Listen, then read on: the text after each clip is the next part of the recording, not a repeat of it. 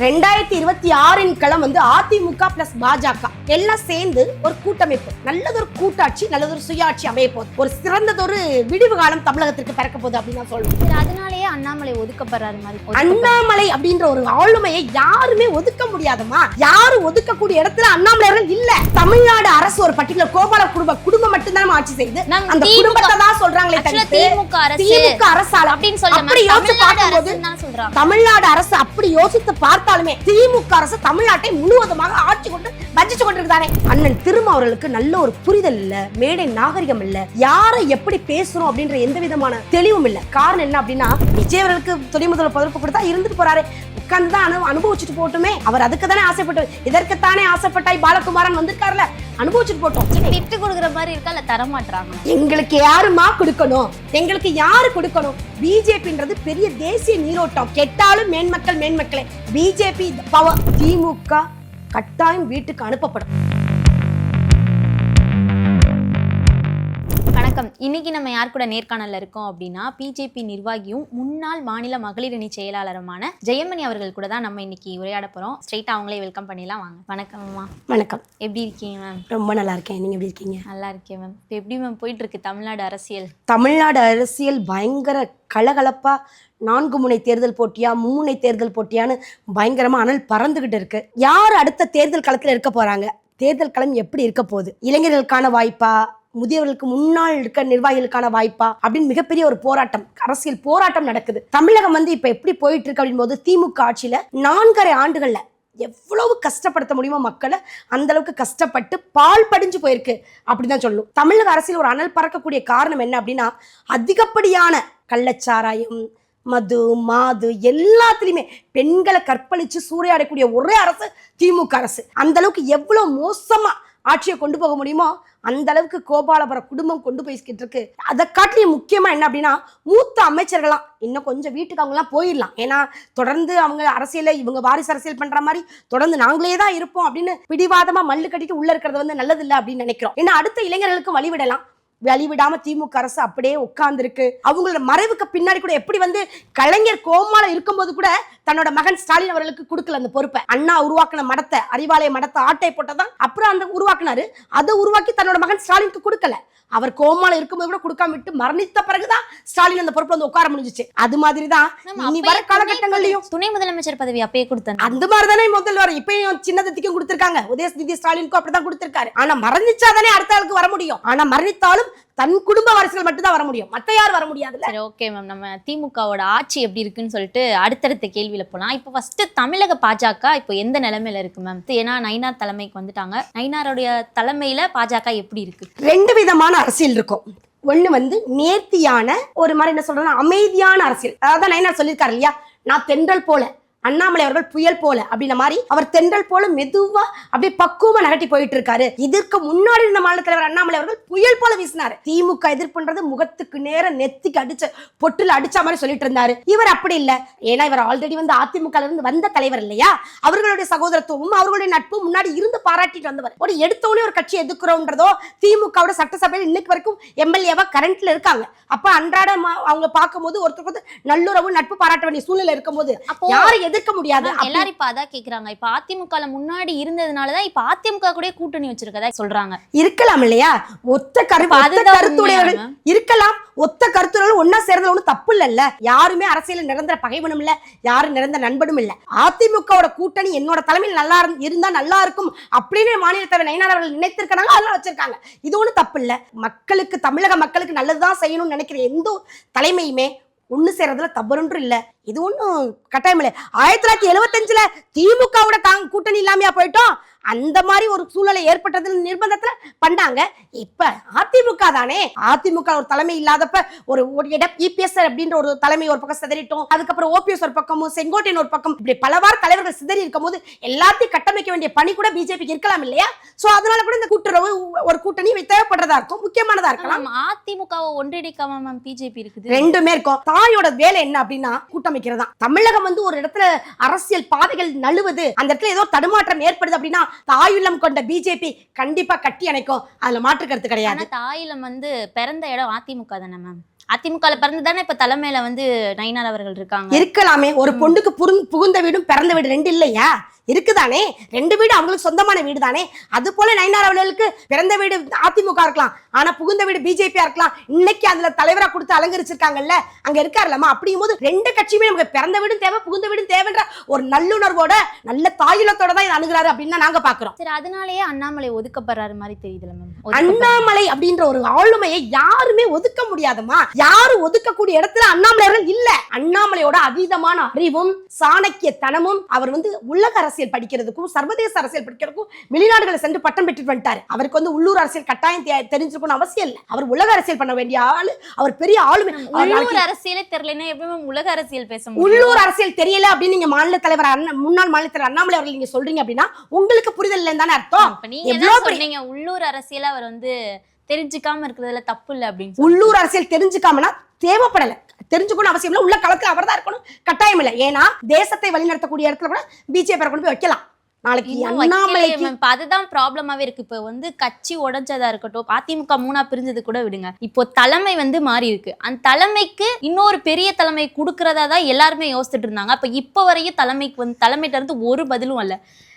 அண்ணாமலை அவர்கள் சொல்றாங்க நான் அடிப்படை தொண்டன்னு சொல்லிட்டு. சோ வந்து இப்போ 2024 ஓட்டு போட்டவங்க எல்லாரோட நிலைமை பாத்தீங்கன்னா அண்ணாமலைக்கு தான், நாங்க அண்ணாமலை அவர்களுக்காக தான் நாங்க ஓட்டு போட்டோடே சொன்னாங்க. சோ இப்போ அவங்களுக்கு ஒரு பதவி கூட கொடுக்கல அப்படின்னா எப்படி மேம் அடுத்து பிஜேபியை பாப்பாங்க? இந்த பொறுப்புக்காக மட்டும் இல்ல, உங்களுக்கும் மட்டும் இல்ல, ஒட்டுமொத்த தமிழக மக்களுக்கே பிஜேபியின் சித்தாந்தம் என்ன அப்படின்னா, தனிப்பட்ட நபருக்கான கட்சி பிஜேபி கிடையாது. இது திமுகவோட கோபாலபுர குடும்பத்திற்கான கட்சி கிடையாது. இது பிஜேபி தேசிய நீரோட்டம், அனைவருக்குமான கட்சி, கடைக்கோடி தொண்டனும் தலைவனாகலாம் அப்படின்றதா என்னோட கட்சியின் சித்தாந்தமே. அதனால அண்ணாமலை அவர்களுக்காக தான் வாக்களிச்சோம். அண்ணாமலை அப்படிங்கிற ஒரு நபருக்காக தான். அண்ணாமலை ஆகச்சிறந்த தலைவர். அண்ணாமலை அவர்களாலதான் சாமானிய மக்களுக்கும் பிஜேபின்ற ஒரு சித்தாந்தம் போய் சேர்ந்துச்சு. நிச்சயமாக அதுல மாற்றுக்கருத்தே கிடையாது, அதுல மாற்றுக்கருத்தே கிடையாது.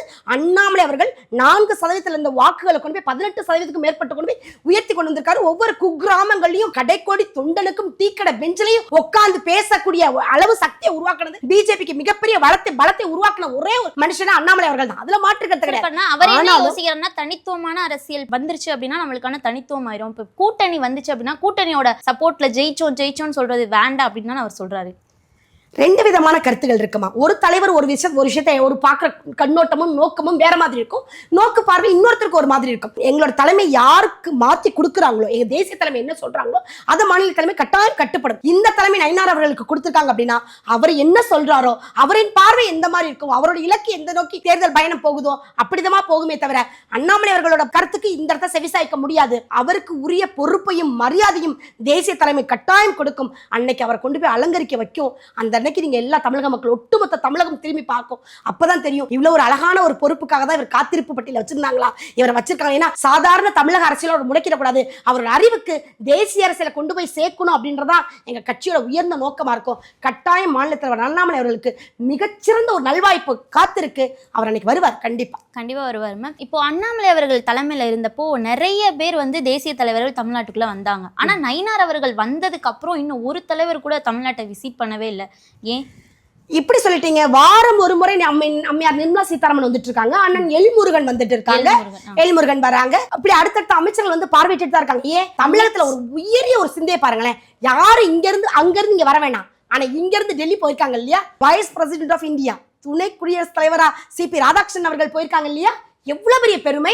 தேசிய நீரோட்டத்துல எங்க பாஜக செய்யக்கூடிய அரிய சாதனை எவ்வளவு. ஒரு தமிழனை எந்த இடத்துல உட்கார வச்சு அழகு பார்க்க முடியுமோ, பெருமைப்படுத்த முடியுமோ, தமிழகத்திற்கு ஒரு மிகப்பெரிய மணி மகுடத்தை சுற்றி இருக்கு பிஜேபி. அப்படி பாருங்க, அவங்க அங்க இருந்து ஏன் நம்மளை வந்து பாக்குற அளவுக்கு நம்ம தமிழகம் இன்னும் குறைந்து போகல. காங்கிரஸ் ஆட்சி காலத்துல இருந்து தான் என்ன பண்ணணும், அங்க இருந்து இங்க விசிட் பண்ண வரணும். பிஜேபியோட ஆட்சி காலம் அங்க நடக்குது. இங்க அங்கிருந்து இங்க ஆட்கள் வரணும்னு அவசியம் இல்லை. இங்க இருந்து யார் தலைவர்கள், யார் சான்றோர்கள், யாரெல்லாம் வேணும்னு சொல்லிட்டு தமிழகத்துல இருந்து பேக் பண்ணி டெல்லி கொண்டு போவே தவிர அங்கிருந்து இங்க ஆள் வந்துதான் பார்க்கணுன்ற கட்டாயத்துக்கு பிஜேபி தள்ளப்படல. அது காங்கிரஸ் ஆட்சி காலம், இது பிஜேபி ஆட்சி காலம் இல்ல மேம். பிஜேபி ஆட்சி காலத்தை தவிர இங்க தமிழ்நாட்டுல திமுக அரசு இருக்கிறதுனாலதான் தமிழக மக்களை கண்டிக்க மாட்டாங்க அப்படின்ற மாதிரி ஒரு கருத்து போயிட்டு இருக்கு. திமுக வரலன்னு சொன்னது ஓகே, இங்க இருந்து போறாங்க, தலைமைக்கு போறது வேற. அங்க தலைமை வந்து மக்களை பார்த்தா தானே ஒரு தீர்வு கிடைக்கும். இங்க தமிழக அரசு வந்து இது பண்றாங்க, நடுவுல நின்றுகிட்டே எங்களுக்கு ஒரு பாலமா இருக்காங்க, தமிழக மக்கள் எங்களால பார்க்க முடியல அப்படின்ற ஒரு குற்றச்சாட்டும் இருக்கு. சோ அதை நான் கேட்கிறேன். பிஜேபியை பொறுத்த அளவுக்குமா எப்பயுமே ஒரே ஒரு சிந்தை உண்டு. என்ன அப்படின்னா, ஒரு தாய்க்கு எப்படி தன் பெற்ற பிள்ளைகள் அத்தனை பேருமே முக்கியமோ அது போலதான் மாநிலம் அனைத்து மாநிலங்களுமே மத்திய அரசுக்கு பாஜக அரசு ஈக்குவல் தான். போத் ஆர் ஈக்குவல் தான் சொல்லுவாங்க. எதுவுமே தமிழகத்துல வந்து திமுக ஆளுது அப்படின்றதுக்காக தன்னுக்கு இருக்கக்கூடிய பிள்ளைகளை வஞ்சிக்க முடியுமா? ஒரு நாள் செய்ய மாட்டோம். மோடி அவர்கள் தமிழ்நாடு அரசு வந்து பீகார் மக்களை வந்து கொடுமைப்படுத்துறாங்க அப்படின்ற மாதிரி ஒடிசா பிரச்சாரத்திலயும் சரி, பீகார் பிரச்சாரத்திலயும் சரி, தமிழ்நாடு அரசு இந்த மாதிரி பண்ணிட்டே இருக்காங்க அப்படின்றப்ப அப்ப தமிழ்நாடு ஒட்டுமொத்தமா தமிழக மக்களை தானே அதை குறிக்குது. தமிழ்நாடு அரசு ஒரு பர்டிகுலர் கோபால குடும்பம் மட்டும்தான் ஆட்சி செய்து அந்த குடும்பத்தை தான் சொல்றாங்களே தவிர்த்து திமுக அரசால அப்படின்னு சொல்றாங்க. தமிழ்நாடு அரசு அப்படி யோசித்து பார்த்தாலுமே திமுக அரசு தமிழ்நாட்டை முழுவதுமாக ஆட்சி கொண்டு வஞ்சிச்சு கொண்டிருக்கிறது. திமுக அரசு என்ற போர்வையில உட்கார்ந்துட்டு ஒத்த குடும்பம், ஒரு கோபாலபுர குடும்பம் ஒட்டுமொத்த தமிழகத்தையும் வஞ்சித்து ஆட்படுத்தி அல்லல்படுத்துகிறது. அதுல எந்த மாற்று கருத்துமே இல்லை. அதனாலதான் மோடிஜி பதறாரு. என் மக்கள், என் நாட்டு மக்கள் இப்படி இந்த தமிழகத்துல பால் படிஞ்சு இந்த ஒரு ஆட்சியால துன்புடுறாங்களே, கஷ்டப்படுறாங்களே, வாக்களித்து விட்டு இன்றளவும் ஏன் சென்னை மக்கள் நம்ம தமிழகத்துல 40க்கு 40 கொடுத்தாங்க. பெருவாரியான வாக்குகள் அள்ளி கொடுத்தது சென்னை மக்கள். சென்னை மக்கள் இன்னைக்கு வரைக்கும் பாலத்தை தாண்டி காரை நிப்பாட்ட முடியல. வடிகால் வாரியம் அமைச்சிருக்கோம். 44 கோடிக்கு நாங்க 440 கோடிக்கு வடிகால் வாரியம் அமைச்சிருக்கோம். எங்க அமைச்சிருக்கீங்க? எங்க நிப்பாட்டி இருக்கீங்க? நீங்க தண்ணி இன்னைக்கு வரைக்கும் தண்ணி நிரம்பி வீட்டுக்குள்ள போகுதுன்னு ஒவ்வொருத்தரும் நைட்டு துணியில புளிஞ்சிடறாங்களே. பாமர மக்கள் துணியில அமுக்கி தண்ணியை புளிஞ்சிட்டு தொடச்சு விட்டுட்டு படுக்கிறாங்க. இந்த வாழ்வியலுக்கு யார் காரணம்? இப்படிப்பட்ட மக்களுக்காக தான் மோடிச்சு குரல் கொடுக்காதே தவிர உங்களுக்காக நாங்க எதுவுமே செய்யல. உங்களை பத்தி நாங்க யோசிக்கவே இல்லை. திமுக அரசை பத்தி நாங்க யோசிக்கவே கிடையாது.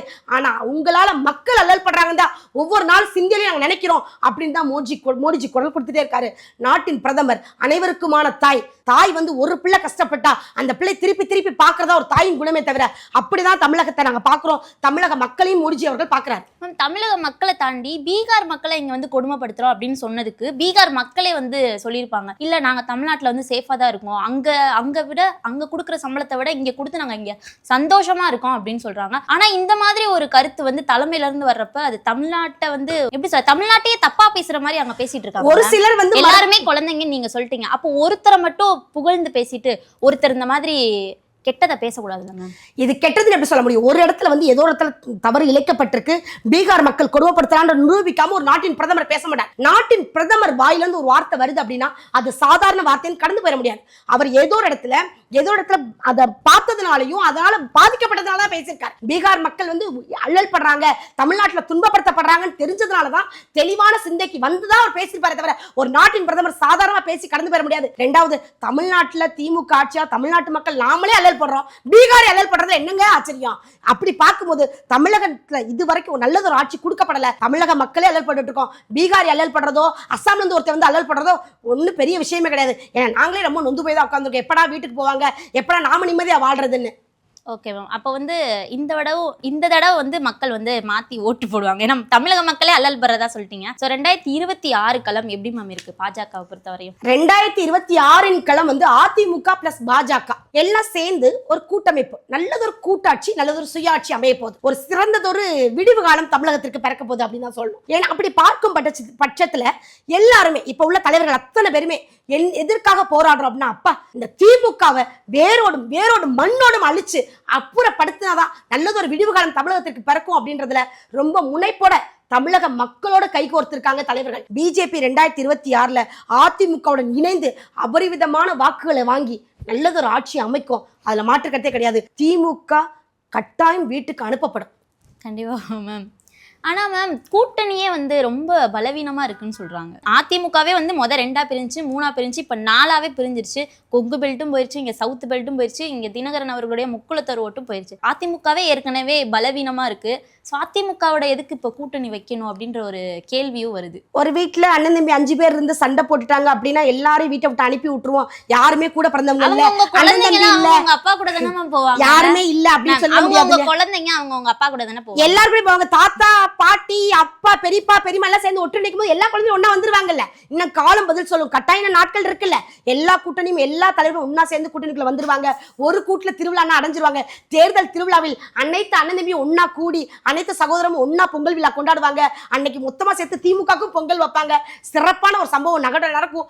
தமிழக மக்கள் அதை எதிர்நோக்கி தான் இருக்கிறோம். சிறப்பான சம்பவத்தை 2026 தேர்தல் பார்க்க முடியும். அவங்க 3 பேரும் நாங்க வந்து துரோகத்தை எதிர்த்து தான் நாங்க அம்மா மக்கள் முன்னேற்ற கழகத்தை ஏற்படுத்தியிருக்கோம். ஸோ இந்த கூட்டத்துல செங்கோட்டையனும் வந்துட்டாங்க. பிஜேபி கூட கூட்டணியா அப்படின்னு பேச்சுவார்த்தை, அதிமுக இல்லைனா மட்டும்தான் நாங்க கூட்டணியில சேருவோம் அப்படின்ற மாதிரி சொல்றாங்க. சோ அதை எப்படி நீங்க பாக்குறீங்க? அதிமுகவோட கூட்டணி யார் வைக்க போறா யார் வைக்கல அப்படின்றத வந்து இன்னும் நாட்கள் இருக்கு, இன்னும் உறுதி செய்ய வேண்டிய தனிக்கட்ட பேச்சுவார்த்தைகள்லாம் நிறைய இருக்கு. அப்படி பார்க்கும்போது தலைவர்கள் ஒவ்வொருத்தரையும் தனித்தனி அவங்களோட கருத்துக்களை கேட்டு அவங்களோட குறைகளை நிவர்த்தி பண்ணி கட்டாயம் மத்திய அரசு நல்லதொரு கூட்டாட்சி அமைப்பாங்க. பேச்சுவார்த்தைன்றது உட்கார்ந்து பேசினா விடியாத ஒரு விஷயமே கிடையாது. ஆனா இது வந்து திமுக கிடையாது. எனக்கு கீழே நான் சொல்றதை மட்டும் தான் கேட்கணும் அப்படின்னு சொல்றது பிஜேபி கிடையாது. உங்களோட கருத்து என்ன, உங்களோட விஷயம் என்ன, உங்களோட மனக்குறை என்ன அப்படின்னு சொல்லி எல்லாரையும் கேட்டு எல்லாத்தையும் நிவர்த்தி பண்ணி ஒரு கோட்ல பயணம் பண்ணி தேர்தல் திருவிழாவை சிறப்பாக நடத்துறதுக்கு பிஜேபி வழி செய்யும். மத்திய அரசு கட்டாயம் இதை தலையிட்டு நல்லதொரு ஆட்சியை கொடுப்பாங்க. ஆனா இப்போ வந்து நயினார் தலைமையில இருக்கிறதுனால அதிமுக கூட, அதாவது அதிமுக கூட ரொம்ப இணக்கமாகவும், அங்கிட்டு அதாவது தினகரன் அவர்களாகட்டும் ஓபிஎஸ் அவர்களாகட்டும் கூட்டணியை வந்து அவ்வளவா வந்து அவர் பார்க்க மாட்டாருப்பா அப்படின்ற மாதிரி ஒரு குற்றச்சாட்டு நயினார் அவர்கள் மேல வருது. சோ அதை எப்படி பாக்குறீங்க? குற்றச்சாட்டுன்னு மக்கள் சொல்றது வந்து மக்கள் யாரும் சொல்றது சொல்லல, கூட்டணி தலைவர்கள் தான் சொல்றாங்க. கூட்டணி தலைவர்கள் ஏதாவது ஒண்ணு சொல்றது அப்பப்போ வந்து தன்னோட பப்ளிசிட்டிக்கு என்னோட சுய விளம்பரத்திற்காக நான் எதை வேணாலும் சொல்லலான்னு கடந்து போறது இயற்கதானே. அப்படி யாராவது ரெண்டு நல்ல தெளிவான நீரோடையில களத்துல குட்டையில வந்து களத்துக்கு எறியறதெல்லாம் தேர்தல் விமர்சனங்கள் அதிகபட்சம் நடக்கிறதானே. அப்படிப்பட்ட விமர்சனம் கடந்து போயிட்டே இருக்க வேண்டியதானே இதெல்லாம். அப்ப குற்றச்சாட்டுக்கு ஒரு தீர்வு கிடைக்கணும்ல மேம்? குற்றச்சாட்டுக்கு தீர்வெல்லாம் தேவையில்லைம்மா. இன்னும் நாட்கள் வரும். தேர்தல் திருவிழாவில் பயணம் பண்ணும்போது இதெல்லாம் காலப்போக்கில் கரைஞ்சது சுவடு போல ஒரு குட்டி கதை இருக்கு. என்ன செய்யுதுன்னா, கடல்ல வந்து நண்டு நடந்து போகுமா. ஒரு நண்டு நடந்து போகும்போது அந்த கடலும் நண்டும் ஃப்ரெண்டா. அப்ப அந்த நண்டு சொல்லிச்சான், நான் உன்னை டெய்லி வந்து பார்க்க வர்றேன், நான் நடந்து வர சுவடை நீ டெய்லி அழிச்சிடுறியே, தினந்தோறும் அந்த சுவடை அழிச்சு விட்டுறியே அப்படின்னு சொல்லிச்சான். அப்ப இந்த கடல் வந்து சிரிச்சுக்கிட்டே போயிருச்சான் திரும்பியும். அப்ப மறுநாள் திருப்பி நடந்து வந்திருக்கு, அந்த சுவடை அழிஞ்சிட்டே இருந்திருக்கு. இந்த நண்டு நடந்து வர பாதையில் எதிர்க்க ஒரு பெரிய நண்டு நடந்து வந்துச்சான். அந்த சுவடை கடல் அழிக்கலையா. அப்ப நண்டு கேட்டுச்சான், என்னோட சுவடை மட்டும் அழிச்சிட்ட, இந்த சுவடை நீ அழிக்கவே இல்லையே, ஏன் நான் உன்னோட ஃப்ரெண்டு நண்டு தானே, ஏன் சுவடை மட்டும் அழிச்சேன்னு கேட்டுச்சான். அந்த நண்டை வேகமா வந்து ஒரு பெரிய மிருகம் வந்து இந்த நண்டை கவ்வி தூக்கிருச்சான்.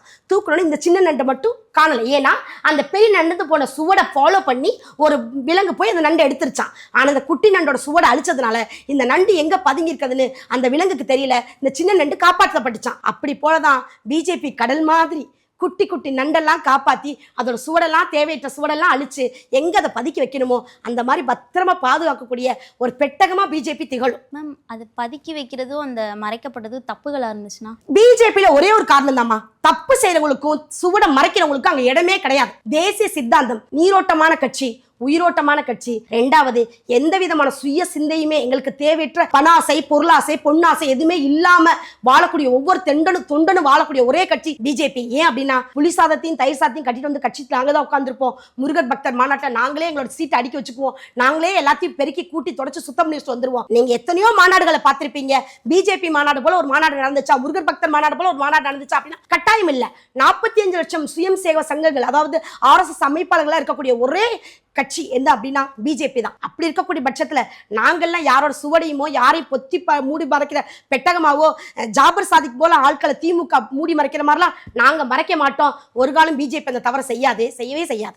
ஓகே மேம், உங்களோட பார்வையில இப்போ தமிழக பாஜக தலைமை நயினார் அவர்கள் எப்படி பண்ணாரு, அண்ணாமலை அவர்கள் எப்படி பண்ணாரு? திரு அண்ணாமலை அவர்கள் புயல் போல, திரும்பியும் சொல்றேன், அவர் வந்து புயல் மாதிரி வீசி அடிச்சு சூறாவளி மாதிரி அடிச்சு போயிட்டே இருப்பாரு. ஆனா பிஜேபியில இப்ப உள்ள தலைவர் நயினார் அவர்கள் தென்றல் போல எதையுமே நிதானமா பொதுமையா மெதுவா கடந்து போகக்கூடிய வித்தியாசம் உடையவர்கள் ஒவ்வொருத்தரும். ஆனா இவர்களின் பயணங்கள் வேறு வேற இருக்கலாமே தவிர பாதை ஒன்றுதான். 2 பேர் இலக்குமே சகோதரத்துவமா அழகா ஒரே தண்டபாளத்துல இணைஞ்சு ரயில சிறப்பா கொண்டு போய் தேர்தல் ரயில கொண்டு போவாங்க, ட்ரெயினை கொண்டு போய் களத்துல போய் நிப்பாட்டுவாங்க, சிறப்பா மக்கள் ஏறி பயணம் பண்ணலாம், நல்லதொரு ஆட்சி அமையும். இவர்களுக்குள்ள வேறுபாடோ கருத்தோ வித்தியாசமோ எதுவுமே கிடையாது. ஏன்னா ஒத்த கருத்துடைய ஒருமித்த கருத்துடையவர்கள் 2 பேருமே ஒரே ஒரு விஷயத்துக்காக பயணிக்கிறாங்க, பாஜக ஆட்சி ஆளணும். பாஜகவோட நிகழ்ச்சிகள்ல அண்ணாமலை அவர்களை பார்க்க முடியலையே. எங்க கட்சியின் புரோட்டோகால் என்ன அப்படின்னா, யாரு வந்து அப்ப பொறுப்புல தற்காலிக பொறுப்புல இருக்காங்களோ அந்த தலைவர்கள் 6 பொறுப்புக்கு அழைக்கப்பட்டிருக்காங்களோ அந்த நிகழ்ச்சிக்கு யாரெல்லாம் எதிர்பார்க்கப்பட்ட பட்டியல் இருக்காங்களோ அவங்க மட்டும் தான் உள்ள வர முடியும், எல்லாரும் வர முடியாது. தேசிய தலைமை எதற்காவது கொஞ்சம் ஓய்வுல அண்ணாமலை அவர்களை வச்சிருக்கலாம். பெரிய பொறுப்புக்கு பெரிய வேலைகள் தேர்தல் இருக்கு. அதான் திருப்பி கேட்கிறேன், ஓய்வுல வச்சிருக்காங்களா ஒதுக்கப்பட்டு வச்சிருக்காங்களா? 100% சொல்றோம். எங்க இதுல ஒதுக்கப்படுறோம்ன்ற வார்த்தைக்கு இடம் இல்ல. நாங்க திமுக கிடையாது. எங்களுக்கு பின்னாடி ஏன் மகன் தான் வரணும், ஏன் பேரன் தான் வரணும், அதுக்கப்புறம் தயாநிதி, இன்பநிதி, கலாநிதி, உதயநிதி பல நிதிகளை நாங்க கொண்டு வைக்கவில்லை. நாங்க முழுக்க கடைக்கோடி தொண்டனும் பிஜேபி தலைவனாகும். அதனால நாங்க யாரையுமே ஒதுக்குறோம் அப்படின்ற பேச்சுக்கு இடம் இல்ல. அதுலயும் குறிப்பாக அண்ணாமலை போன்ற சாணக்கியர்கள்லாம் பெரிய வரப்பிரசாதம். அவர்கள் எல்லாம் தலைமைக்கு ஆகச்சிறந்த தலைவர்கள். அவர்கள் ஒரு நாளும் கட்சி ஒதுக்காது. ஒதுக்குற அவர் மோடிஜி, அவர் காருக்கு பின்னாடி அண்ணாமலை ஏத்த மாட்டாரு. ஏத்தி அவர் மட்டும் ஒரு பிரதமரோட கார்ல எந்த ஒரு கட்சி தலைவரையும் ஏத்துனதாக வரலாறு சொல்லவில்லை. அப்படி உட்கார்ந்து வந்தவன் என் தலைவன். அதனால ஒரு காலம் அண்ணாமலை ஒதுக்கி விட்டாருன்னு யாரும் சொல்ல முடியாது. ஆனா மேம் எங்களுக்கு வந்து செய்தி அப்படின்னா அண்ணாமலை ஆதரவாளர்கள் சில பேரோட பதவி போயிருச்சு, போஸ்டிங் போயிருச்சு அப்படின்னு சொல்றாங்க. காழ்ப்புணர்ச்சியின் காரணமா 2 ஒதுக்கப்படுறது, 2 ஏத்துறது இறக்குறது இதெல்லாம் சகஜம்தான். இதற்கெல்லாம் ஒண்ணு அரசியல் அண்ணாமலை ஆதரவாளர்களை மட்டும் பதவி போயிருக்கு அப்படின்னா சம்திங் அங்க ஏதோ நடந்திருக்குல்ல. அதாவது ரொம்ப தெளிவானவர் அண்ணாமலை. எப்பயுமே தலைவன் எவ்வளியோ தொண்டனும் அவ்வளி. தலைவன் எவ்வளவு தெளிவா ஆகச்சிறந்த ஒரு தலைவனா இருக்கணும். அப்படி அவருக்கு கீழே பணிபுரியக்கூடிய ஒரு குறிப்பிட்ட வட்டத்தில் இருக்க ஆட்களும் ரொம்ப ஆகச்சிறந்த தெளிவானவர்களா இருக்கலாம். அந்த தெளிவு அவர்கள் தேவைப்படாம கூட இருக்கலாம். அதனால ஒதுங்கி இருக்கலாம். பின்னாடி அவர் வரும்போது எல்லாம் உள்ள வருவாங்க. அப்படிலாம் யாரையும் ஒதுக்க முடியாது.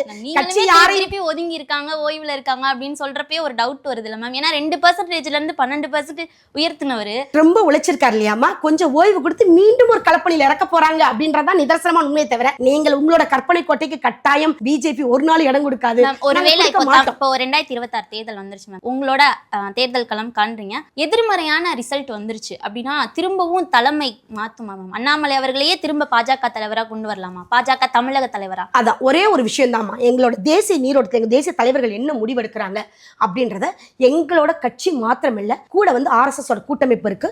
எல்லா தாய் அமைப்புகளும் சங்க பரிவார அமைப்புகள் அத்தனையும் சேர்ந்து ஒரு கூட்டமைப்பா சேர்ந்து பேசிதான் ஒரு முடிவெடுப்பாங்க. அப்ப தலைமை யாரும் கீழே அமையணும், யாருக்கு வெற்றி தோல்வி யார் நிர்ணயம் பண்ண போறாங்க, எல்லா விதமான அசைன்மெண்ட்ஸையும் எங்க தலைமை பேசி முடிவெடுத்து தேசியத்துல இருந்து தமிழகத்துக்கு பாஸ் பண்ணி தமிழகத்துல இருந்து வெளிவருமே தவிர எங்களை போல ஆட்கள்லாம் சாதாரணமா தொண்டர்கள் சொல்லிட்டு போயிட முடியாது. அது கட்டாயம் சாதாரண விஷயமும் கிடையாது. இது பெரிய ஒரு விஷயம். ப்ராசஸ் செஞ்சு கட்டாயம் தருவாங்க. கண்டிப்பா மேம். இப்போ ரீசெண்டா கரூர் இஷ்யூ வந்துச்சு மேம். அதுல வந்து அண்ணாமலை அவர்களோட டேட்டா வச்சுலாம் அவர் பேசினது வந்து டிவிக்கு தொண்டர்களே வந்து பாராட்டினாங்க. ஸோ அதை நீங்க எப்படி மேம் பாக்குறீங்க? கட்டாயமா பாருங்களேன், நம்ம சாதாரணமா யோசிப்போம். ஒரு மனிதரா நாமளுமே அந்த இடத்துல விஜய்க்கான ஒரு ஆதரவு கொடுத்துதான் ஆகும். அது கட்சி தலைமை அப்படின்ற மனிதாபிமானத்தோட யோசிக்கணும். ஒரு டிவிக்கு தலைவர் வந்து நம்மளை பார்க்க வந்த கட்சி தொண்டர்கள் சாகணும்னு எந்த தலைவராக நினைப்பாங்களா?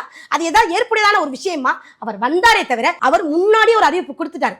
பெண்கள் வராதிங்க, கர்ப்பிணிகள் வராதிங்க, பிள்ளைகள் கூட்டிட்டு வராதிங்க, தாய்மார்கள் வராதிங்கன்னு சொல்லியும் மீறி வந்தது நம்மளோட தப்பு.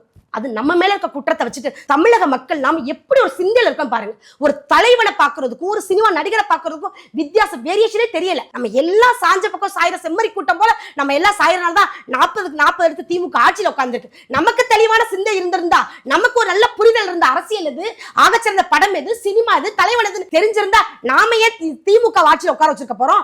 அப்படி ஒரு புரிதல் இல்லாத நிகழ்வு தான் இதுலயும் நடந்திருக்கு. விஜய பார்க்கணும் அப்படின்னா திரையில பார்த்திருக்கலாம், நேர்ல பார்க்கணும் அவ்வளவு கூட்டம் கூடி அப்படி ஒரு நிர்பந்தப்படுத்தி கஷ்டப்படுத்தி 41 உயிர்கள்ன்றது சாதாரண விஷயமா? அது ஒரு தலைவனை கலங்கப்படுத்தி அப்படியே தன்னோட வாழ்வியை சிதைச்சு விட்டு இருக்காதா? அதை தேர்த்தக்கூடிய இடத்துல இருக்கும். மனிதருக்கு மனிதர் இரங்கல் முக்கியம். அப்படி பார்க்கும்போது தலைவர்கள் அண்ணாமலை முதல் குரலா கொடுத்திருக்காரு. அவர் மட்டும் இல்ல, ஒட்டுமொத்த பாஜகவுமே விஜய் கூட தான் நின்றுச்சு. அதுதான் ஒரு டவுட். இப்ப அண்ணாமலை அவர்கள் மட்டும் டேட்டா வச்சு பேசியிருந்தா இது ஒரு தப்பு. மொத்த பாஜகவுமே வந்து விஜய் அவர்களுக்கு சப்போர்ட் பண்றப்போ அப்படி சொல்ல முடியாது. கூட்டணிக்கு அழைப்பான்ற ஒரு டவுட்ல கேக்குறேன். இந்த 41 நிகழ்வு அண்ணன் திருமாவர்கள் நடத்தி அந்த நிகழ்வில் இந்த மரணம் நடந்திருந்தாலும் அப்பயும் நாங்க அண்ணன் திருமா கூட நின்றுப்போம். எங்க கட்சியை பொறுத்தளவுக்கு கூட்டணிக்காக ஒரு பேச்சோ, ஏன்னா கூட்டணி வச்சுதான் பிஜேபி ஜெயிக்கணும்னு ஒரு காலம் அவசியம் இல்ல. தேசிய கட்சி 19 மாநிலங்கள் ஆள்ற நாங்க தமிழகத்தை பிடிக்கிறோம்னு பெரிய விஷயம் இல்ல. மக்களுக்கு எங்களை பத்தி தெளிவான விழிப்புணர்வு சீக்கிரம் வந்துடும். அன்னைக்கு ஆட்சியில் அமருவோம். நாங்க வந்து சாதாரணமா ஒரு அண்ணன் குருமா மாதிரி திருமா மாதிரி அறிவாளி வாசல்ல ஒரு சீட்டு MP சீட்டுக்காக முட்டி போடுறாலோ, கமலஹாசன் மாதிரி டிவியை ஒடிச்சு போட்டுட்டு திருப்பி வந்து உட்காந்து ஒரு சீட்டுக்காக கெஞ்சிட்டு முட்டி போடுற அறிவாளி வாசல்ல முட்டி போட வேண்டிய அவசியமோ எங்களுக்கு கிடையாது இல்லையா? நாங்க தேசிய நீரோட்டம், எங்களுக்கு தெரியும் எங்க எதை நடத்தணும் அப்படின்ட்டு. இது வந்து மனிதாபிமானமான பார்க்கக்கூடிய செயல்தானே தவிர இதுக்கும் கூட்டணிக்கும் ஒரு கடுகளும் சம்பந்தமே கிடையாது. இல்ல மேம், விஜய் அவர்களுக்கு அதிகமான அழுத்தம் பாஜக இருந்து வந்திருக்கதா சொல்றாங்க. அதிகமான அழுத்தம் இல்ல, அதிகமான ஆதரவு வந்திருக்கு. அதாவது நீங்க தான் தெளிவா பார்க்கணும்னு நினைக்கிறேன். இது அதிகமான அழுத்தம் இல்ல, அதிகமான ஆதரவு கரத்தை நீட்டிருக்கோம், அவரை பாதுகாத்திருக்கோம். ஏன்னா அவரோட மனம் உடைஞ்சிட்டாரு அப்படின்னா வரக்கூடிய ஒரு தலைமை திருப்பி வந்து நமக்கு எதிராக நிக்கிறாரா பக்கத்தில் நிக்கிறாரான்றது அவசியம் இல்ல. ஆனா வரக்கூடிய ஒரு அரசியல் தலைவரை யாரும் இழந்துடக்கூடாது. வர்றோம்னு சொல்லிட்டு நீங்க அரசியல் தலைவரா பாக்குறீங்களா? அரசியல் தலைவரை நாங்க பார்க்கலாம், தொண்டர்கள் பாக்குறாங்க தானே. அவருக்கான ரசிகர் கூட்டம் பாக்குறாங்கல்ல, அவருக்கான ரசிகர் கூட்டம் இன்னைக்கு இருக்காங்க தானே. மக்கள் யார தலைவனை எடுத்துக்கிறானோ அவன் தலைவர் தாங்க. மக்கள் தீர்ப்பே மகேஷன் தீர்ப்பு. மக்கள் யார் தலைவன், என் தலைவன் அப்படின்னு எவன் மக்கள் சொல்றானோ அவன் தலைவன் தான். அதுல மாற்றுக்கிறது கிடையாது. விஜய் வந்து நான் ஏத்துக்கணும்ன்ற அவசியமோ பிஜேபி ஏத்துக்கணுமோ அவனோட மக்கள் டிவிக்கேன்ற கட்சியோட அவனுக்கான மக்களுக்கான தலைவர்கள் தொண்டர்கள் இருக்காங்க இல்லையா, அவர் என் தலைவர்னு சொல்றாங்க, அவரை என் தலைவர் அப்படின்னு சொல்லும் போது விஜய் தலைவர் தாங்க, அதுல மாற்றுக்கிறது கிடையாது. சிறப்பு. அவரை வந்து தலைமை பொறுப்பு வச்சு பாஜக கூட்டணி வருமா? பாஜகன்றது எனக்கு ஒண்ணு விஷயம், ஒரு சின்ன கத்துக்குட்டியை கொண்டு போய் ஒரு மலையும் மடுவும் மோதுன்னு எப்படி. ஆனா இப்ப ரீசெண்டா வானதி சீனிவாசன் அவர்கள் சொல்லிருப்பாங்க, நீங்க யாரை வந்து எதிர்பார்க்கிறீங்களோ அவங்க தான் எங்க கூட்டணிக்கு வர போறாங்க அப்படின்ற மாதிரி ஒரு மாதிரி எக்ஸைட்மெண்டோட சொல்லி எல்லாரையும் வந்து அந்த செய்தியாளர் மீட்ல சொல்லலாம். அதெல்லாம் வந்து எப்படி அக்கா வந்து எதை நினைத்து சொன்னாங்க அப்படின்றது அக்காக்கு மட்டும் தான் தெரியும். ரெண்டாவது வந்து அவங்க பெரிய ஒரு தேசிய தலைமை, அவங்களுக்கான விஷயங்கள் எல்லாம் காது செவி வழி வந்திருக்கும், அக்கா சொல்லியிருப்பாங்க. ஆனா விஜய் வந்து பாஜகவோட கூட்டணி வந்து தலைமை விஜய் தான் பாஜக வந்து ஒரு கூட்டணி சேரும் அப்படின்றது சிரிப்பு நகைப்புக்குரிய விஷயம். ஒரு பெரிய ஜாம்பவான், திரைத்துறையில பெரிய ஆகச்சிறந்த தலைவனா விஜய் இருக்கலாம். ஆனா பாஜக பெரிய தேசிய கட்சிங்க. எனக்கு என்ன ஒரு கட்சியில எங்களுக்கு விஜய் தான் தலைவன் சொல்றதா சிரிப்பா இல்லையா? இங்க இருக்க ஆகச்சிறந்த தலைவர்கள் அத்தனை பேர் உட்கார்ந்து இருக்காங்க, பெரிய பெரிய ஜாம்பவான்கள் இருக்காங்க. விஜய் நாங்க ஆதரிக்கிறோம், எங்க பக்கத்துல நாங்க வச்சுக்கிறோம், அதுல மாற்றுக்கிறது இல்ல.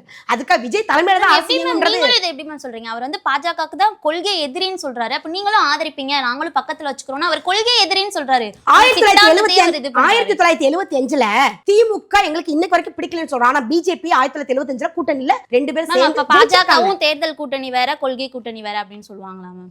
இருக்கலாம், ரெண்டுமே இருக்கலாம். கட்டாயம் அரசியல் சித்தாந்தத்துல இது ஏற்புடையது ஒண்ணு, இயல்பானதுதான்.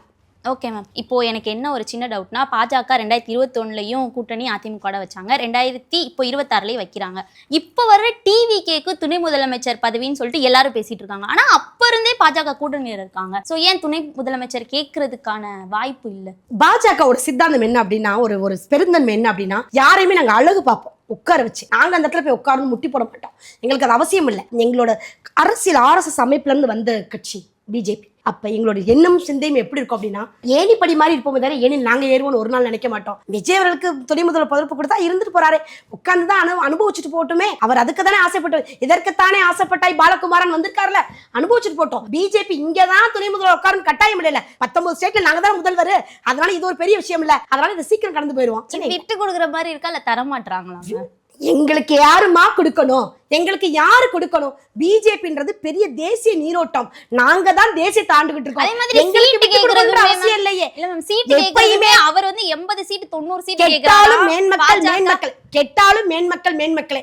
பிஜேபி பவர், அதனால யார் எங்களுக்கு கொடுக்கணும், யார்கிட்ட இருந்து நாங்க போய் கையேந்து நிக்கணும், அறிவாலய வாசல்ல ஒரு சீட்டுக்கு முட்டி போடணுன்ற அவசியம் எங்களுக்கு கிடையாதுன்றதுல மாறுதட்டி சொல்லுவோம். நாங்க மேன்மக்கள்னு நம்மளே சொன்னா இல்ல மேம், பாக்குறவங்க மேன்மக்கள்னு சொன்னா கூடுதல் சீட்டு கொடுப்பாங்க. சீட்டுகளுமே வந்து அவருக்கு 90-80 இப்போ வந்து 40-30 அப்படின்ற மாதிரி இருக்கு இல்லையா? அதுக்கு நான் கேக்குறேன். மேன்மக்கள் நாங்களே சொல்லிக்கிட்டா நீங்களே சொல்லிக்கிட்டா எப்படி நீங்க கேக்குறீங்க? வேர்ல்டு ஹெல்த் ஆர்கனைசேஷனா இருக்கட்டும், நம்ம G20 மாநாடா இருக்கட்டும், இதுல யாரு மேன்மக்கள் அப்படின்னு சொல்லி மோடிஜி நடந்து வந்திருக்காரு. இன்றளவு உலக நாடுகளை சுற்றுப்பயணம் போகும்போது அந்நிய நாட்டு பிரதமர்கள் மோடிஜி காலில் விழுந்து சிவப்பு கம்பளம் விரித்து வரவேற்கிறாங்க இல்லையா?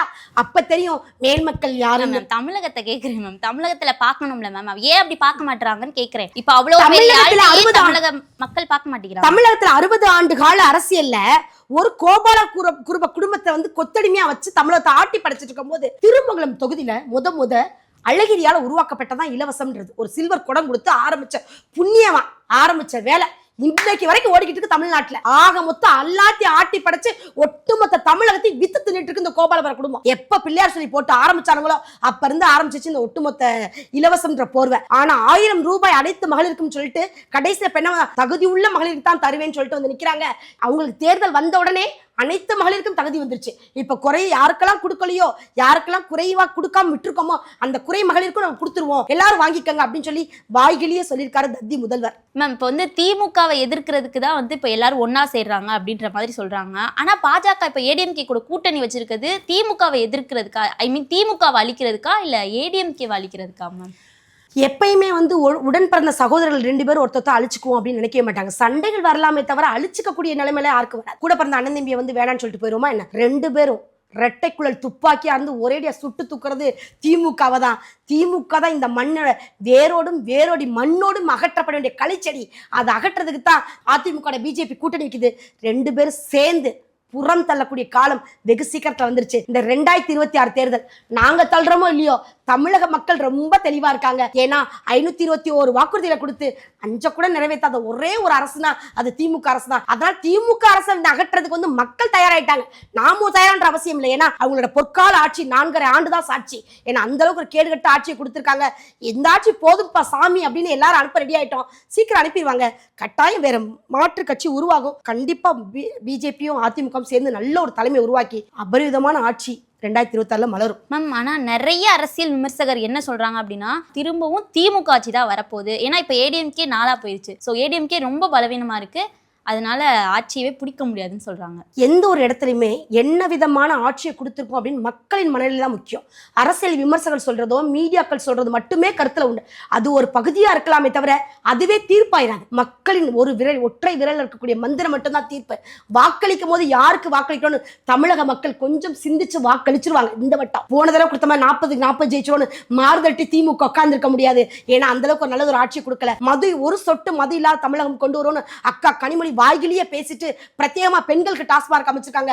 அந்த கேடுகட்ட கேப் மாதிரி தனத்துல மூட்டை கட்டுறதுக்கு திமுக ஆட்சி விட்டு வெளியேறி ஆகணும். வேற வழி கிடையாது. கண்டிப்பா இந்த வட்டம் களச்சடி வெளியே போயிடும். ஆனா இப்போ அவங்க ரொம்பவே வேலை பார்த்துட்டு இருக்காங்களே மேம். ஐடி விங்லாம் வந்து வெல்வம் 200 படைப்பும் வரலாறுன்னு சொல்லிட்டு இப்போ மண்டல பொறுப்பாளர்கள்லாம் இருந்துச்சு, விறுவிறுப்பா வேலை போயிட்டு இருக்கு. எப்படி ஏடிஎம்கே கூட்டணி போயிட்டு இருக்குன்னு நான் கேட்கிறேன். அவங்க படைச்ச வரலாறு தான் இந்த தெரியுதுல. இருக்கிறதுலே வந்து சுயாட்சி கொண்ட ஒரு மிக உலகில் தலை சிறந்த சுயாட்சி பல்கலைக்கழகம் என்ன அப்படின்னா அது அண்ணா பல்கலைக்கழகம் தான் அப்படின்னு வாய்கிலேயே சொல்லக்கூடிய நேரு அவர்கள். ஏன்னா அவர் வந்து அது மூலியமா தான் கல்வி வச்சு தேர்வு வச்சு நான் பணி நியமன ஆணை கொடுத்தேன் அப்படின்னு சொல்றாரு. பணி நியமன ஆணை கொடுத்த அவருக்கு டிஎன்பிஎஸ்சி எக்ஸாம் கண்டென்ட் பண்ற அளவுக்கு அதிகாரம் யார் கொடுத்ததுன்னு தெரியல. ஆனா தனி ஒருவரா ஒரு அமைச்சர் தேர்வு வைக்கக்கூடிய அதிகாரம் எந்த ஒரு சட்டத்திலுமே இல்ல. ஆனா அவர் செஞ்சிருக்காரு. அதெல்லாம் தாண்டி அவர் சொல்றாரு பயங்கரமான பெரிய ஒரு சுயாட்சி பல்கலைக்கழகம் அண்ணா பல்கலைக்கழகம். ஆனா 100 சிசிடிவி கேமரா இல்ல அப்படின்னு தானே அந்த பொண்ணு இறந்த பொண்ணுக்கு இன்னைக்கு வரைக்கும் நீதி இல்லாம இருக்கு. அப்ப அவங்களுக்கு தேவை அப்படின்னா எதை வேணாலும் மூடி மறைப்பாங்க. அவங்களுக்கு தேவைன்னா எதை வேணாலும் உண்மை ஆமா இப்படித்தான் இருக்குன்னு அப்படியே தூக்கி முழு பூசணிக்காய் சோத்துல அமுக்குவாங்க. அப்படிப்பட்ட கேடுகட்ட ஆட்சி திமுக. இந்த ஆட்சியெல்லாம் இன்னும் வச்சிருந்தோம் அப்படின்னா தமிழகம் இன்னும் பால்குணத்தை தள்ள வேண்டியதான். மேம், செந்தில் பாலாஜி அவர்கள் இன்னொரு 3 வருஷத்துல பிஜேபியில சேர்ந்துருவாரு அப்படின்னு எல்லாரும் சொல்றாங்க. அது நீங்க எப்படி பாக்குறீங்க? அது உண்மையா? அதிமுக இருந்தப்ப நம்மளோட தேர்தல் பரப்புரைக்கு முதல்வர் மு க ஸ்டாலின் அவர்கள் போயிருந்தார். அப்ப என்ன சொல்லியிருந்தாருன்னா, இந்த கரூர்ல 2 திருடர்கள் இருக்காங்க. ஒன்னு வந்து செந்தில் பாலாஜி, இன்னொன்று அவர் செந்தில் பாலாஜியோட தம்பி. 2 திருடர்களால் தான் இந்த கரூர் மாவட்டம் வந்து சீரழிஞ்சு கிடக்கு. அந்த அளவுக்கு ஒரு மாபெரும் திருடர்கள் 2 பேர் அப்படின்னு சொல்லியிருந்தார். அதே செந்தில் பாலாஜி அப்படியே நேர அதிமுக திமுக வந்த உடனே பயங்கரமான புனிதர் பட்டம் கொடுத்துட்டாரு. எங்க திமுகலே ஆகச்சிறந்த ஒரு தலைவர் யார் அப்படின்னா செந்தில் பாலாஜி அவரோட தம்பி தான். என்னுடைய வலது இடது கரங்களாக 2 பேரும் வலு சேர்க்கிறாங்க எனக்கு அப்படின்னு சொல்லி நம்ம தத்தி முதல்வர் சொன்னார். அந்த மாதிரி அப்படி ஒரு கூட்டமைப்புல இருந்து அவங்க எல்லாம் பிஜேபிக்கு வர்றதுக்கு வாய்ப்பு இல்லை. பிஜேபியால வந்து அவங்க ஒரு காலமும் பயணிக்க முடியாது. தேசிய நீரோட்டத்துல உண்மையும் மட்டுமே இருக்கும். அப்படிப்பட்ட இடத்துல திமுக பயணிச்ச யாரும் இங்க வந்து பயணம் பண்ண முடியாது. கட்டாயம் வரமாட்டாரு. திமுகலே உச்ச ஓராண்ட கொண்டாண்டவர் எங்க கட்சிக்கு வந்து அவரால் ஒரு ஆண்டையும் கொண்டாட முடியாது. அப்ப 2 ஆண்டு 3 ஆண்டு போயிட்டே இருக்க வேண்டியதான். மேம், அவர்கிட்ட வாக்குகள் அவ்வளவு இருக்குது. இருக்கலாம். அதனாலதான் மட்டும்தானே கரூர்ல இவ்வளவு பெரிய ஒரு சுய சாம்ராஜ்யத்தை உச்ச ஓராண்ட கொண்டாடிட்டு வந்து கொஞ்சம் கூட சங்கோச்சம் இல்லாம திருப்பி திமுக கரவேட்டியை கட்டி திருப்பி நடந்து நிமிர்ந்த நன்னடை கொண்டு நடந்துகிட்டு இருக்காரு. அவ்வளவு வாக்கு இருக்குன்ற தைரியத்தில் தான் இந்த தடவை அவருக்கு வாக்கு போடுவாங்களான்னு பாப்போம். கரூர் மக்கள் நல்ல தெளிவானவங்க, தெளிந்த சிந்தை உடையவங்க. அவங்க கட்டாயம் திருப்பி செந்தில் பாலாஜி கொண்டு வர மாட்டாங்க. இந்த வட்டம் ஊத்தி மூடி விட்டுருவாங்க. அவர் உச்ச ஓராண்டா கொண்டாட மாதிரி வீட்டுல போய் கொண்டாட வேண்டியதான். வேற வழி கிடையாது. மேம், ஒருவேளை அண்ணாமலை அவர்கள் பாஜகல இருந்து விலகி ஒரு புது கட்சி ஆரம்பிச்சிட்டாரு அப்படின்னா அவருக்கு ஆதரவா இருப்பீங்களா மேம்? நான் சொல்றேன், எழுதி கூட வச்சுக்கோங்க. பிஜேபியில பயணம் பண்ண நல்ல தலைவர் அவர். ஆகச்சிறந்த ஒரு பெரிய தலைவர். மோடி அப்படிங்கிற 3 எழுத்து மந்திரத்துக்காக அவர் இந்த கட்சிக்குள்ள வந்தவர். அவர் பெரிய ஐபிஎஸ் அதிகாரின்னு எல்லாரும் நாடறிஞ்ச உண்மை. அவரை பெரிய ஒரு சாணக்கியன் வந்து யாருக்கா வந்தாருன்னா மோடிக்கா தான் வந்தார். அவரை எதிர்த்து பிஜேபியோட சித்தாந்தத்தை மதிக்காம ஒரு நாளும் கட்சி தொடங்கவே மாட்டார். அதுல கருத்து மாற்றுக்கத்தே கிடையாது. அவர் தொடங்க மாட்டாரு. அப்படி தொடங்கினாலும் 100% தொடங்க மாட்டார். அதுல மாற்று கருத்து கிடையாது. அப்படி தொடங்கினாலும் அவருக்கு தெரியும் பிஜேபியில பயணம் பண்ண யாருமே நம்ம சித்தாந்தத்தை தாண்டி அண்ணாமலை அப்படின்ற ஒற்றெழுத்து மந்திரத்துக்காக செய்ய மாட்டாங்க, செயல்பட மாட்டாங்க. அப்படி நாங்களும் போக மாட்டோம். அவரும் 100% கட்சி தொடங்க மாட்டார். அவர் மோடி என்கிற 3 எழுத்து மந்திரத்துக்காக வந்துதான் தன்னோட வாழ்வை அர்ப்பணிச்சு இன்னைக்கு வரைக்கும் பிஜேபிக்காக உழைச்சு கொண்டிருக்காரு. தவிர ஒரு நாளும் அந்த தவறு செய்ய மாட்டாரு. அவருக்கு தெரியும் நம்மள பிஜேபி எங்க வைக்கும், எந்த இடத்துல வச்சு அழகு பார்ப்பாங்க அப்படின்னு. மோடிஜிக்கு தெரியும் அண்ணாமலை எங்க வைக்கணும், எந்த இடத்துல சிகரம் அவர் தொட வைக்கணும் அப்படின்றது அவருக்கு தெரியும். கட்டாயம் அரசவை அவர் அலங்கரிக்க வைப்பாங்க. அவர் அதுக்கான பணியை கொண்டு போவாரு. இது நடக்கவே நடக்காத ஒரு கூற்று. இல்ல மேம், அடிப்படை தொண்டன்னு அவரே சொல்றப்ப அவரே மனசை கஷ்டப்பட்டு சொல்றாரோன்னு நிறைய பேர் பேசிட்டு இருக்காங்க. ஹனுமன் மாதிரி நெஞ்ச பிளந்த மாதிரி சொல்லக்கூடாதுமா. எங்க இதுல யாருமே நாங்க வருத்தப்பட மாட்டோம். அடிப்படை தொண்டன் நாங்க ஒரு சுயம் சேவக் சொல்றதுல நாங்க மாறுதட்டி தான் சொல்வோமே தவிர, சந்தோஷமா சொல்வோமே தவிர யாருமே வருத்தப்பட மாட்டோம். பொறுப்பு எங்களுக்கு வெங்காய தொலி போன்றது. எங்க தலைவன் சொன்னதான் திருப்பி சொல்றோம். பொறுப்பு எங்களுக்கு ஒரு பொருட்டே அல்ல, எங்களுக்கு அது ஒரு விஷயமே அல்ல. கடந்து போயிட்டே இருப்போம். பொறுப்பு இருந்தா தான் பிஜேபியில் வேலை செய்யும் சொல்றதுக்கு இது திமுக கிடையாது. நாங்க எல்லாருமே சுயம் சேவர்கள். நாங்க எல்லாருமே எங்களோட சுயத்தை மட்டும் தான் நாங்க பிரதிபலிக்க வந்திருக்கோமே தவிர, எங்களுக்கு கட்சி என்ன கொடுக்கும், கட்சியில இருந்து என்ன எடுத்துட்டு போலான்ற எந்த எதிர்பார்ப்போட நாங்க இங்க யாருமே பயணம் பண்ணல. எங்களுக்கு கட்சி என்ன தரும் நாங்க நினைக்கல. நாங்க தேசத்திற்கு என்ன கொடுக்குறோம், நாங்க கட்சிக்கு என்ன கொடுக்குறோம்ன்றத மட்டும்தான் பார்ப்போமே தவிர, எங்களுக்கு தேசம் என்ன கொடுக்குது, தேசம் என்ன செய்யுது மட்டும் யோசிச்சுட்டு நாங்க கடந்து போயிருவோம். நாங்க எதையுமே எதிர்பார்த்து இந்த கட்சிக்கு வரல. இப்ப ரீசெண்டா நீங்க பார்த்திருப்பீங்க, திருநெல்வேலியில அண்ணாமலைக்கு ஒரு ஆர்மி ஓபன் பண்ணதையே என் தலைவன் தெளிவான பதிவை போட்டு சொன்னார். நான் பிஜேபியில இருக்கோம், நம்ம எல்லாருமே நீங்களும் சமம் நானும் சமம், எனக்குன்னு ஒரு தனி கட்சி ஆரம்பிச்சோன்னு எந்த ஒரு குரூப்பை ஆரம்பிக்க கூடாது, முதல் அதை அழிச்சு விடுங்க, எடுத்து விட்டுட்டு எல்லாரும் சேர்ந்து ஒருமித்த குரலா பயணிக்கணும்னு சொல்லி தெளிவா சொன்ன ஒரு தலைவன், ஆகச்சிறந்த தலைவன். அங்க எல்லாரும் பிஜேபியில இருக்காங்க, ஓகே மேம். அங்க தலைமையில ஒருத்தவங்க இருக்காங்க அப்படின்னா, இப்போ எல்லாரும் சொல்லுவாங்க சாமி ஒரு ஆள் இருக்காங்கன்னா எதுக்கு அம்மாவை படிச்சிருக்காங்க, அம்மா எல்லாத்தையும் பாத்துக்குவாங்க அப்படின்றப்போ ஒருத்தரை ஃபாலோ பண்றதுல தப்பு இல்லை மேம். அண்ணாமலை அவர்களை ஃபாலோ பண்ணி தான் இவ்வளோ வாக்குகள் விழுந்திருக்கு. சோ அண்ணாமலை அவர்கள் சொல்றதை ஃபாலோ பண்றதுல தப்பு கிடையாதுல்ல? கட்டாயம் தப்பு இல்லை. நாங்களும் அண்ணாமலை ஃபாலோ பண்ணி அவர் என்ன டேட்டா சொல்றாரு, ஒவ்வொரு நாளும் என்ன கருத்து சொல்றாரு, அரசியல் விமர்சனம் என்ன வைக்கிறாரு, திமுகவை எப்படி லெஃப்ட் அண்ட் ரைட் விட்டு வாங்குறாரு அப்படின்றத நாங்களும் பார்த்து அவரை பின்னணிப்படுத்தி தான் நாங்களும் வந்துட்டு இருக்கோம். அவர்கிட்ட கத்துக்கிறதுக்கு ஏராளமான விஷயங்கள் இருக்கு. அவரோட அறிவையும் ஆத்மார்த்தையும் நாங்க பார்த்து ரொம்ப வியப்போம். அவர் அக்கான்னு சொல்ற ஒற்றை சொல்லுக்காக அவர் பின்னாடி நின்றுக்க அக்கா நாங்கெல்லாம். அவர் எங்களுக்கு ஒரு உற்ற சகோதரன், அதெல்லாம் மாட்டுக்கிறதுல அவர் நாங்க ஃபாலோ பண்ணிட்டு தான் இருக்கோம். ஆனா ஒரு நாள் தனிக்கட்சி ஆரம்பிப்பார் அப்படின்னா இல்லவே. தனிக்கட்சி ஆரம்பிச்சா நீங்க சேருவீங்களா சேர மாட்டீங்களா? உறுதியா போக முடியாது. போக மாட்டீங்களா? அப்போ அண்ணாமலை அவர்கள் பின்னாடி நீங்க நிக்க மாட்டீங்க, பாஜக பின்னாடி தான் நீங்க. பாஜகன்ற ஒரு சொல்லுக்கு பின்னாடி அண்ணாமலை நிக்க போறாரு, அவர் பின்னாடி தான் நான் நிப்பேன். மதுரையில மூர்த்தி அவர்கள் மினிஸ்டர் அப்படின்னு சொல்ற காலம் போய் இப்ப மதுரைனாலே மூர்த்தி அவர்கள் தான் அப்படின்ற ஒரு காலம் வந்துருச்சு. அப்படிதான் டிஎம்கே காரங்க சொல்றாங்க. சோ அதை நீங்க எப்படி பாக்குறீங்க? இதுல ஆச்சரியப்படுறதுக்கு ஒண்ணு இல்லம்மா. என்ன விஷயம் அப்படின்னா, மொத்த தமிழகத்துல 514 பத்திரப்பதிவு அலுவலகங்கள் இருக்கு. இப்ப தற்காலிகமா எந்த ரியல் எஸ்டேட்மே ரொம்ப ஒரு நிலத்தை விற்கவோ வாங்கவோ முடியறதில்லை. என்ன காரணம் அப்படின்னா, பத்திரப்பதிவு முத்திரைத்தாள் வியாபாரம் களகட்டி போயிடுச்சு. இங்கோ 8வது உயரத்துக்கு 4-5 மடங்கு உயர்ந்துருச்சு. அதுக்கு காரணம் அண்ணன் மூர்த்தியோட கைவரிசை தானே. என்னைக்கு பத்திரப்பதிவுத்துறை அமைச்சர் வந்தாரோ அவர் கல்லா கட்டி வேண்டிய அளவுக்கு பணத்தை சேர்த்துட்டாரு. அந்த கோபாலபுர குடும்பத்துக்கு என்ன கப்பம் கட்டணுமோ அந்த கப்பத்தை கட்டி முடிச்சாச்சு. அப்ப கட்டி முடிச்சாச்சுன்னா அவங்க கேள்வி கேட்க மாட்டாங்க. மூர்த்தி அவர்களை கேள்வி கேட்கவும் அல்ல.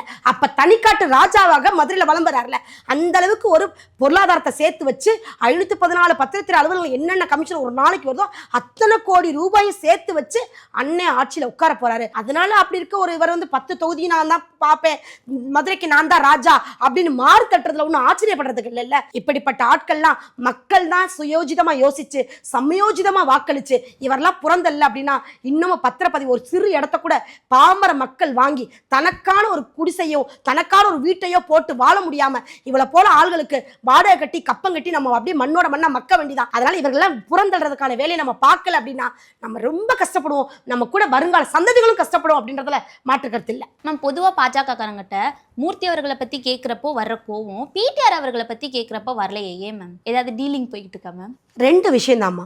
அமைச்சர்கள் மூர்த்தி அவர்களுக்கும் பிடிஆருக்கும் ரொம்ப வித்தியாசம். அமைச்சர்கள் இப்பதான் தன்னோட பத்திரப்பதிவு அமைச்சர் வந்ததுக்கப்புறம் திமுக அமைச்சர் ஆனப்பறம் தான் ஒரு வசதியாகி பணக்காரராகி அவர் வாழ்ந்துட்டு இருக்காரு. ஆனா பிடிஆர்கள் அப்படி கிடையாது. பரம்பரையிலே ஒரு இந்த மதுரை மண்ணில் பிறந்து பரம்பரை பணக்காரங்க, அவங்களுக்கு பணத்தினோட தேவை இல்லை. அதனால எந்த இடத்துலையும் அவரளவுக்கு கொள்ளையடிச்சாரா 514 பத்திரப்பதிவுகள்ல கொள்ளையடிச்ச மாதிரி சேர்த்து வச்ச மாதிரி இவர் சேர்த்து வச்சிருக்காரு அப்படின்னா கட்டாயம் இல்லை. இவருக்கு அந்த அவசியம் கிடையாது. 30,000 கோடி ரூபாய் ஊழல் நடக்குது அப்படின்னு சபரீசனுக்கும் உதயநிதி ஸ்டாலினுக்கும் நடந்த உரையாடலையே தன் கட்சியா இருந்தாலும் அதுல ஒரு முக்கிய பொறுப்புல இருந்தாரு, பொருளாளரா இருந்தா கூட அதை வெளியிட்ட ஒரு நாகச்சிறந்த மனிதனா நான் பாக்குறோம். அந்த மனித நேயம் தான் எங்களுக்கு ரொம்ப பிடிச்சிருக்கு பிடிஆர். அதனாலதான் இவரை பார்க்கும் போது வர கோபம் பிடிஆரை பார்த்தா வர்றதில்லை. ஏன்னா அவர்கிட்ட கொஞ்சமாவது மனிதம் ஒட்டிக்கிட்டு இருக்கு. அவர் திமுக பயணம் பண்ண வேண்டிய ஆள் கிடையாது, அவர் எங்களை போல பாஜக பயணம் பண்ண வேண்டிய ஆளு. ஆனா தப்பி தவறி அங்க இருக்காருன்னு தான் நாங்க நினைக்கிறோம். அப்ப கூடிய சீக்கிரம் பிடிஆர் அவர்களை பாஜக அது அவரோட நிலைப்பாடு. அவங்க நிலைப்பாட போய் நம்ம எப்படி அறிஞ்சுக்க முடியும்? அவர் வராரா வரலையான்றது அவர் எடுத்துக்க வேண்டிய நிலைப்பாடு. யாரை கட்டாயம் வரணும்னு சொல்றதுக்கு நமக்கு எந்த விதமான அதிகாரம் கிடையாது. அவர் எங்க விருப்பப்படுறாரோ, அவர் கட்சி என்ன பயணப்பட நினைக்கிறாரோ அப்படி பயணப்படலாம். ஆனா மனிதம் என்பது பிடிஆர்ட்ட கொஞ்சமாவது வாழுது அப்படின்றது எங்களோட தமிழக மக்கள் கிட்ட என்னோட எண்ணம் மட்டுமல்ல, ஒட்டுமொத்த தமிழக மக்களின் எண்ணம். அதனாலதான் மூர்த்தியை பார்த்தோன்னே வர்ற கோபம், பிடிஆர் பார்த்தா கொஞ்சம் சாந்தம் வருது. ரெண்டு தான் வித்தியாசம், வேற ஒண்ணும் இல்லை. மேம் இப்ப ரீசெண்டா சோகோ நிறுவனர் ஸ்ரீதர் வேம்பு அவர்களை நாயின்னு சொல்லிட்டு திருமாவர்கள் திட்டிருப்பாரு. அது நீங்க எப்படி மேம் பாக்குறீங்க? அண்ணன் திருமாவர்களுக்கு நல்ல ஒரு புரிதல் இல்ல, மேடை நாகரிகம் இல்ல, யாரை எப்படி பேசுறோம் அப்படின்ற எந்த விதமான தெளிவும் இல்ல. காரணம் என்ன அப்படின்னா, திமுக போய் ஒரு எம்பி அறிவாலய சீட்டுக்கு முட்டி போடுற அவருக்கு புரிதல் இருக்கிறது ஒன்றும் பெரிய விஷயம் கிடையாது. ஸ்ரீதர் வேம்பு வந்து என்ன செஞ்சிருக்காரு அப்படின்னா, நம்மள உலக நாடுகள் மத்தியில நம்ம இந்தியாவை எப்படி வல்லரசு நாடுகள் பட்டியல கொண்டு போறதுக்கு முக்கியமான ஒரு கரு, அப்படி ஒரு ஆகச்சிறந்த ஒரு கரு, 50,000 கோடி ரூபாயோட கான்ட்ராக்ட் வச்சு நம்ம இந்தியாவோட செல்வாக்கில் கொண்டு வச்சிருக்காரு. வல்லரசு நாடுகள் முக்கியமான ஒரு நாடு அமெரிக்கா. அந்த அமெரிக்காவோட கொலாபரேஷனும் வேணாம், நம்ம இந்திய நாட்டு நம்ம சின்ன வேலை செஞ்சாலும் நம்ம தாய் திரு நாட்டுக்கு உபயோகமா செய்யணும் அப்படின்னு சொல்லிட்டு அந்த நாட்டை விட்டுட்டு தன்னோட தொழில் எல்லாத்தையும் கொண்டு வந்து ஒரு கடையம்ங்கிற கிராமத்துல நம்ம நாட்டு இளைஞர்களுக்கு வேலை வாய்ப்பை கொடுத்து எல்லா விதத்திலையும் பொருளாதாரத்தை மேம்படுத்தி ஒவ்வொரு குக்கிராமங்கள் தோறும் பட்டியலின சமூக கோயில்களை உருவாக்கி அந்த கோயில்களை மத மாற்றத்தெல்லாம் இல்லாம அவங்கவுங்க இனத்துல அவங்கவுங்க மதத்துல சாமியை கும்பிட சொல்லி ஒவ்வொருத்தருக்கும் உதவி செஞ்சுட்டு இருக்காரு. அப்படிப்பட்ட ஒரு ஆகச்சிறந்த தெய்வீக பணி செய்யக்கூடிய ஒரு நிறுவனர் அவரை வந்து நாயின்னு விமர்சிக்கக்கூடிய ஒரு கேவலமான அற்ப பதரா அற்ப புத்தி உள்ள ஒரு மனிதராத்தான் நான் அண்ணன் திருமாவை பார்க்கிறேன். அவருக்கு வந்து புரிதல் இல்லை. எப்பயுமே கிறிஸ்தவர்கள் அப்படி இஸ்லாமியர்கள் அப்படின்னு ஒவ்வொருத்தரை வேறு பிரிச்சு பார்க்கக்கூடிய மதச்சாயம் பூசக்கூடியதான் திமுக. அப்படி கூட்டணியில் இருக்க இவருமே அதே நிலைப்பாட்டை தான் உறுதி செய்யறாரு. அவருக்கு வந்து ஸ்ரீதர் வேம்புவை பத்தி தெளிவான சிந்தை இல்லாத ஒரு நபர் அப்படின்னு தான் நான் பார்க்கிறேன். புரிதல் இல்லாதவங்க எல்லாம் கடந்து போய்த்தான் ஆகணும். அதை வந்து ரொம்ப ஆகச்சிறந்த படிப்பாளி, ஆகச்சிறந்த படைப்பாளி. அதனால ஸ்ரீதர் வேம்புஜி கட்டாயம் இதை கடந்து போயிட்டாரு. இது நமக்கு என்ன அப்படின்னு போயிட்டாரு. ஆனாலும் இது ரொம்ப தமிழக மக்கள் வந்து ஒவ்வொருத்தருக்கும் இறைப்பணி செய்யக்கூடிய ஒவ்வொருத்தருக்கும் மிகப்பெரிய சவுக்கடியா அமைஞ்சிருச்சு. இந்த வார்த்தையெல்லாம் தவிர்த்திருந்தா நல்லா இருக்கும். வரும் காலங்களில் கூட தெளிவான ஒரு சிந்தியோட இருந்தா நல்லா இருக்கும் அப்படின்னு நினைக்கிறேன். இது அண்ணாமலை என்ன ஸ்டைல்ல சொன்னோம் அப்படின்னா, சூரியனை பார்த்து நாய் குலைக்க தான் செய்யும். நீங்க நினைக்கிற சூரியன் கிடையாது, இது ஸ்ரீதர் வேம்பு என்கிற ஒளிச்சூரியன். அப்படிங்கும் போது அவரை பார்த்து யார் வந்து நாயின்ற வார்த்தையை சொன்னாங்கதோ அவங்க தான் குலைக்கிறாங்க அப்படின்னு நினைச்சிட்டு கடந்து போயிட்டோம். மேம் ஆதவ அர்ஜுனா அவர்களுக்கும் பிஜேபிக்கும் ரகசிய டீலிங் போயிட்டு வரதா சொல்றாங்க. ஸோ அதுக்கு தான் ஆதவ வந்து அடிக்கடி டெல்லி போயிட்டு வரதாவும் சொல்றாங்க. அது நீங்க எப்படி பாக்குறீங்க? இங்க ரொம்ப வெக்கையா இருக்குன்னு டெல்லி போயிட்டு வந்திருப்பாரு. அதுக்காக பிஜேபி கூட தான் இருக்குன்னு சொல்லி சொல்றதெல்லாம் எந்த விதத்துல சாத்தியம்னு தெரியல. மார்ட்டின் மருமகன் ஆதவுக்கும் பிஜேபிக்கும் என்ன சம்பந்தம்? அவர் வந்து 5 கட்சி அமாவாசை, முதல் ஒரு கட்சியில இருப்பாரு, அப்புறம் ஒரு கட்சியில இருப்பாரு, அப்புறம் இப்ப பிஜேபி பத்தி தொடர்பு பண்ண வந்திருக்கீங்க. கட்டாயம் ஊடகளாவிய நீங்க சொல்றதெல்லாம் அது உண்மை கிடையாது. அவர் ஏதோ வெக்கைங்க, வெயில் ரொம்ப அதிகமா இருக்கு தாங்க முடியல அப்படின்றக்கா ஒரு சீசனபிள் சேஞ்சஸ்க்காக டெல்லி போயிட்டு வந்திருப்பாரு. டெல்லிக்கு போற எல்லாருமே யாரெல்லாம் சீசனுக்கு வந்து இங்க வெக்கையா வெயிலா இருக்கு ஜாஸ்தியா இருக்குன்னு சொல்லி டெல்லிக்கு ஊருக்காகவோ மத்த தாஜ்மஹாலை சுத்தி பார்க்க போனாவோ பிஜேபிக்காக தான் போறாங்க. Only BJP. அப்ப எந்த அளவுக்கு பிஜேபி இம்பார்ட்டன்ஸ் இருக்கு பாத்தீங்களா? அப்ப நீங்களே சொல்றீங்க யாரு டெல்லிக்கு போனாலுமே தேசிய தலைமை தான் பார்க்க போறாங்க அப்படின்ற ஒரு நல்ல சிந்தை வந்துருச்சு. அப்ப தமிழகத்துல பிஜேபி சும்மா அதிருது இல்ல அப்படின்னா அதிருது. ஆதவர்ஜுனா அதுக்காக போல. வெஸ்ட் பெங்கால்ல தன்னோட மனைவி ஒரு லாட்டரி கம்பெனி ஒன்று ஓபன் பண்ணிருக்காங்க. அதோட பிசினஸ் டீல் எப்படி இருக்கு அப்படின்னு மம்தா பானர்ஜியோட போய் ஒரு ரகசிய பிஜேபியோட ரகசிய கூட்டுறவு இல்ல, அம்மா மம்தா பானர்ஜியோட ஒரு நல்ல ஒரு நட்பு பாராட்டுறதுக்காக போயிட்டு வர மாமனாரோட சாம்ராஜ்யத்தை கட்டி எழுப்பணும், நாம தான் பாதுகாக்கணும்ன்ற ஒரு பெட்டகமா ஆதவர்ஜுனா இருக்காரு. மருமகனோட தலைமையின் கீழே இயங்கறனால தன் மனைவிக்காக இவர் வந்து லாட்டரி வெஸ்ட் பெங்கால் ஓபன் பண்ணிருக்காரு. அந்த பிசினஸை பாக்குறதுக்காக போயிருப்பாரு. அவருக்கும் பிஜேபிக்கும் எந்த தொடர்பும் இல்ல. அதெல்லாம் அவர்லாம் வந்து இங்க பயணம் பண்ண முடியாது. அவர் திமுக வேணா போய் சேரலாமே தவிர இங்க ஒன்றும் பண்ண முடியாது. எப்படி மேம் ஒரு 1300 கோடி ரூபாய் இன்வெஸ்ட்மெண்ட் பண்ணிருப்பாரா எலக்ட்ரல் பாண்ட் மூலியமா? கூட பண்ணிருக்கலாம். அவர்கிட்ட பணம் இருக்குல்ல, எல்லோ பணம் இருக்கு. மார்ட்டின் வந்து வேண்டிய பணத்தை சம்பாரிச்சு வச்சிருக்காரு. 2000 கோடி ரூபாய் இன்வெஸ்ட் பண்ணிருக்கலாம். அதுக்கு மேல அவருக்கு ஹெல்ப் பண்றதுக்கு அம்மா மம்தா இருக்காங்க. வேண்டிய அளவுக்கு பிஜேபிக்கு யார் அகேன்ஸ்டா இருக்காங்களோ அவங்களுக்கு பூரா நட்பு பாராட்டுறதுக்கு எவ்வளவு வேணாலும் அள்ளி கொடுக்கறதுக்கு மம்தா பானர்ஜி இருக்காங்க. இந்த பானர்ஜி 2 பானர்ஜி சேர்ந்து எது வேணாலும் சாம்ராஜ்யத்தை வெஸ்ட் பெங்கால கட்டமைச்சிட்டு இருக்காங்க. மேம் இப்போ ரீசெண்டா KN நேரு அவர்கள் மேல ஒரு கேஸ் வழக்கு பதிவாயிருக்கு. ஸோ அந்த வழக்குல யாராவது ஆஜராகுனாங்க அப்படின்னா அந்த அதிகாரிகள் வந்து கொலை மிரட்டல் விடப்பட்டதா சொல்றாங்க. அது நீங்க எப்படி பாக்குறீங்க? தேர்தல் நெருங்கிருச்சு. திமுகக்கு ஒரு பப்ளிசிட்டி இருந்துகிட்டே இருக்கணும், ஏதோ ஒன்று செஞ்சுட்டே இருக்கணும். தன்னோட குறுநில மன்னர்கள் போல எல்லாத்தையும் சாம்ராஜ்ய தமிழகம் முழுக்க பரப்பி வச்சிருக்கு திமுக.